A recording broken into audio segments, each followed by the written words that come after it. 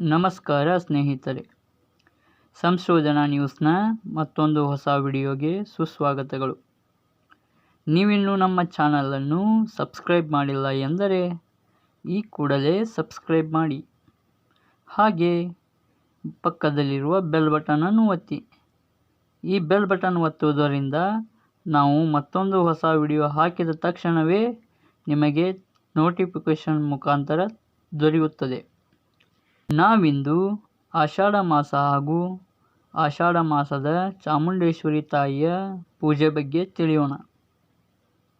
ಹೌದು, ನಮ್ಮ ಹಿಂದೂ ಸಂಪ್ರದಾಯದಲ್ಲಿ ಪ್ರತಿಯೊಂದು ಮಾಸದಲ್ಲಿ ವಿಶೇಷತೆಗಳಿವೆ.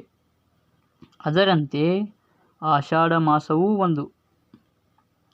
ಹೌದು, ಈ ಆಷಾಢ ಮಾಸದಲ್ಲಿ ಮದುವೆ, ಗೃಹ ಪ್ರವೇಶ, ಇತರೆ ಶುಭ ಕಾರ್ಯಗಳು ಮಾಡುವುದಿಲ್ಲ. ಕಾರಣ, ಈ ಆಷಾಢ ಮಾಸದಲ್ಲಿ ಶುಭ ಸಮಾರಂಭಗಳು ನಡೆದರೆ ಅಶುಭವಾಗುವುದು ಎಂಬುದೇ ಜನರ ನಂಬಿಕೆಯಾಗಿದೆ. ಹಾಗಾಗಿ ಈ ಆಷಾಢ ಮಾಸದಲ್ಲಿ ಯಾವುದೇ ಶುಭ ಕಾರ್ಯ ನಡೆಯುವುದಿಲ್ಲ. ಹಾಗೂ ಈ ಆಷಾಢ ಮಾಸದಲ್ಲಿ ದೇವತೆಯರ ಪೂಜೆ ಬಹಳ ಪ್ರಾಮುಖ್ಯತೆ ಪಡೆದಿದ್ದು, ವಿಶೇಷವಾಗಿ ನಾಡದೇವತೆ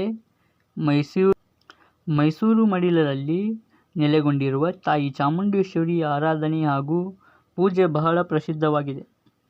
ಹೌದು, ನಾಡದೇವತೆ ಚಾಮುಂಡೇಶ್ವರಿ ಪೂಜೆ ಹಾಗೂ ಮೈಸೂರು ಭಾಗದಲ್ಲಿ ಆಷಾಢ ಶುಕ್ರವಾರದಂದು ಪೂಜೆ ಮತ್ತು ಅನ್ನದಾನ ಮಾಡುತ್ತಾರೆ.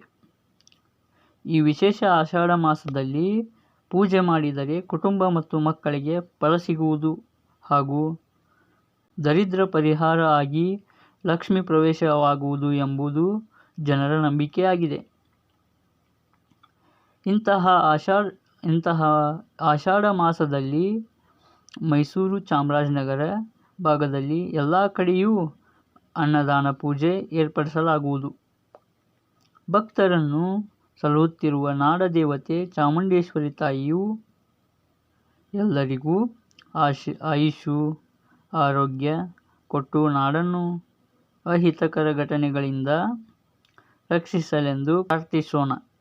ಹಾಗೂ ಎಲ್ಲ ಜನತೆಗೆ ಆಷಾಢ ಮಾಸದ ಶುಭಾಶಯಗಳು. ಇಂತಹ ವಿಶೇಷ ಮಾಹಿತಿಯನ್ನು ಮುಂದಿನ ವಿಡಿಯೋದಲ್ಲಿ ನೋಡೋಣ. ಧನ್ಯವಾದಗಳು.